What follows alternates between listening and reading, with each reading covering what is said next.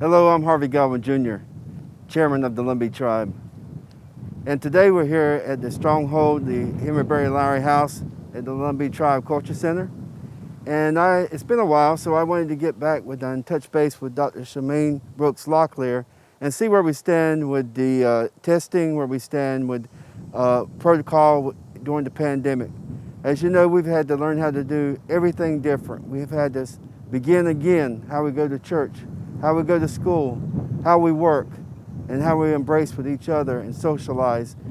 And I just wanted to see and let you know where we are here in Robeson County and surrounding area during the pandemic. Dr. Chamaine. Well, we have about 162,000 cases in North Carolina, and there has been some trends of the overall new cases going down in North Carolina, but that's not true for Robeson County. So Robeson County is still holding strong with new positive cases. In the past week, we've had about 250 cases, and we're at 60 deaths so far in Robeson County. So even though you may look at the total numbers where it seems like things are doing okay, locally we're having still a lot of positive cases. So our citizens really need to be very aware and still conscientious. I wanted to make two important points today. One is the importance of wearing a mask. A mask is the most important thing we can do to prevent the spread of the virus, because not only does it protect you from potentially getting the virus from someone you're around, it also makes sure you are not spreading that virus to someone else unintentionally. What we know is that if you do get the virus yourself, it may take 14 days or longer before you know you're sick, before you have any symptoms. And if you're around people without that mask during that time, of course you were exposing people and you're able to spread it where others are getting positive when you didn't know it. So it's to protect ourselves, but to protect our neighbors, our family, our coworkers, our friends. It's to protect those that are your church members if you're back in church. That mask is helping you and helping others. It's extremely important. That's the number one thing we can do to really reduce the number of cases. And it's important, of course, to wear it appropriately where it's covering your nose and your mouth at the same time, because if you're in the store with it up underneath your chin, it's not helping anything.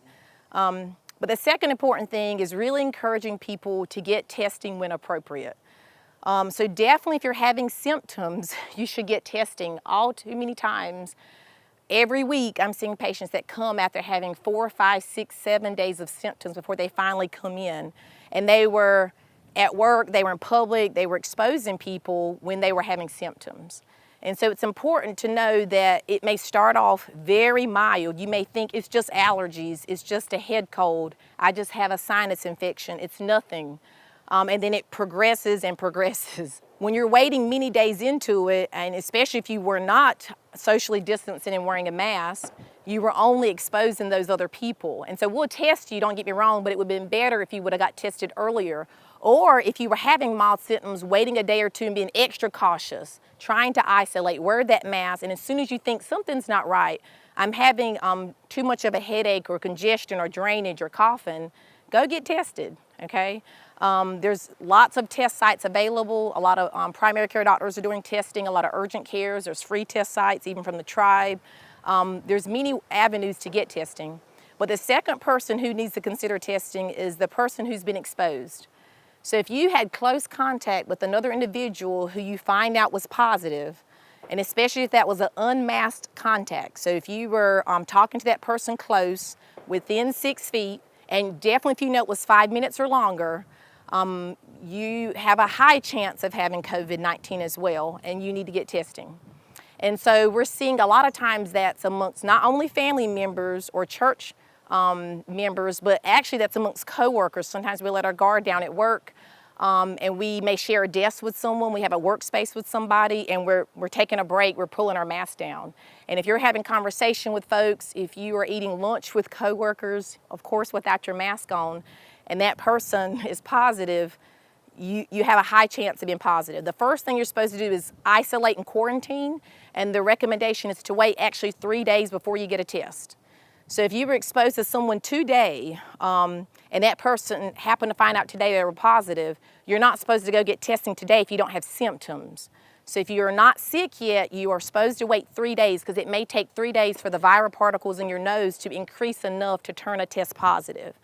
So if you were exposed today and you immediately go get testing today when you did not have symptoms, it may be negative, but it could be a false negative. But should that person quarantine those 3 That days? person's supposed to quarantine. That person's supposed to isolate themselves. Stay at home. See if you could work from home. But stay at home, wait 3 days later, and then get the test. Because if you go right away within that first or second day, you may be negative, but it could be a false negative. And the very next day, you could have turned positive. And so then you're not getting the best test. You know, you're supposed to wait 3 days. So that's very important. But especially try not to let your guard down amongst work. I'm seeing that's really common amongst the patients I've been seeing the last couple of weeks, is that it's really a coworker. You thought, well, amongst the public, I'm fine. Amongst my patients, I'm fine. But when I'm in my buddies, my friends at work, you let your guard down and you pull that mask down to converse or to eat lunch together.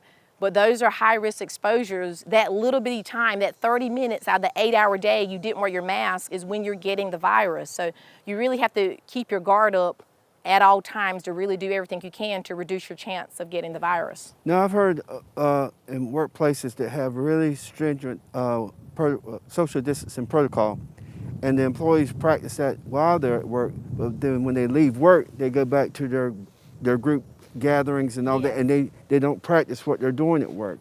Yes. So I think that would be beneficial for employees out there if you had these protocols at work, extend that out into the community and educate others of what you've learned at work that can be helpful to the community members. Yeah, because sometimes we're in certain scenarios being very good, very precautious. Right. In other scenarios, we're not taking any precautions. Like you say, drop our guard. Yes, and so I'm really seeing that, and people say, but I try so hard, such and such. And really it just takes a small limited time of unexposure, you know, of unmasking to get exposed. And recently I've been hearing more and more reports of our elders contracting the coronavirus, and they're sick and in the hospital. Yeah, and that's what we feared. You know? I'm seeing lots of examples of family members who are not socially distancing, who are not wearing their masks, but still going to the home of their loved one, especially their parents or grandparents, and they're not wearing their mask. And it's that grandparent, that 70, 80, 90-year-old that was staying at home, they've been isolating already, but that family member, of course, brings the virus in. So especially if you have elderly that you love, that you want to visit, all the more reason to take all the precautions. And then even still, if you're going to be in that person's home and that's your loved one, it's best to wear a mask around them. It's not going to be any harm to wear your mask to protect your mother, your grandmother. I hate to bring this up, but I'm hearing from many different areas that where we are right now, wearing the mask and the protocol, and where we are right now, that this may last over into March and April. Do you believe that? Yes, the projections are definitely showing steady COVID cases until at least March. That's even at my hospital system, we're showing these same projections. One of the first vaccines we think could be available around November, but of course, even though there's several vaccines in clinical trials and they may come ready at the end of the year, that doesn't mean that the manufacturing's caught up where millions and millions of people can get the vaccine at the same time. So it's going to be a graduated timing for everyone to be able to have a chance to get the vaccine. And so even though we may have the vaccine November, December, a really good, safe, effective one, I pray and hope, it could take many months to fully vaccinate people, to have the herd immunity, to see improvement of the numbers. So the projections are March or so. So social distancing at this point and the widespread of the pandemic across the United States, are we kind of looking at a slow burn to where a certain percentage of the citizens of the United States are going to get it, and we just got to get to that point? Is by March or April in our local area, what percent of the people will have contracted coronavirus? Yeah, I think it's still too early to get in those projections. I won't say some of the things I've heard because they're just mere speculation at this point. Right. But a lot of it has to do with our behavior. And so if our behavior is more reckless, of course we'll have more cases. If we're more cautious, we'll have less. And so the goal is to try to educate, encourage people to try to stay as cautious as possible. I'm hoping that more and more people will wear their masks, and so we'll see less flu this fall and winter. But of course, if they don't, it's going to be a mess on our hands for physicians and other healthcare providers who are having to battle flu and COVID and trying to figure out which the patient has and trying to determine how long they should isolate, because it's a much smaller time frame, of course, for influenza than it is for COVID. Maybe wearing the mask will help the flu pandemic this year. But we're just trying to encourage everyone to stay safe, but it's likely going to be here for a long time unless the hand of God moves, until we have a safe vaccine. So I want to ask one final question. How do we prepare for Halloween coming up, which involves children going out trick-or-treating with their parents and loved ones, door to door, Thanksgiving and Christmas? Yeah. How do we prepare for that? Yeah, so the ideal scenario would be to not trick-or-treat, to again avoid all those repetitive exposures to people you have no idea if they're positive or not. So the safest would be to recommend no trick-or-treating, to stay at home, get your kids some snacks and have an evening at home. Maybe we could do drive-through trick-or-treating or something. And if you're going to do something like that, try to make it as safe as possible. Make sure you and your kids are masked, and hopefully those at the doors of homes or at church parking lots or what have you will also wear their mask. So that way everyone's masked, so that dramatically reduces the chance of spreading the virus. But of course, I mean, staying at home is the most safest avenue there. It's the most safest option. And then for family meals and gatherings, I mean, just know you're taking a risk. The more people you get together unmasked, the higher the risk goes up. And so if you go from having 5 family members to 25, the chance that someone there is going to have COVID is extremely high, let alone if you have 50. You know, the higher the amount of people, the higher the risk. And so when you're socializing, gathering, you're eating, everyone's unmasked, someone's likely going to spread the virus even before they knew they were sick again. So even if you're making sure no family member has symptoms and no family member has a fever, that does not mean that family member can't be spreading the virus and find out 5, 10, 15 days later, but yet they still was able to spread it. So really reducing your contacts and finding ways to get together outside, to be able to distance, to wear your mask, and encourage your household maybe to be at a table together, but having separate tables for the different household members would be a safe, practical way to do it, so you could still see everyone, but literally only removing the mask when you're at your table eating your food with your household members. I could see that happening, but if you're just having a mass gathering in an enclosed area with everyone without a mask, there's going to be lots of exposures. Dangerous. Very dangerous.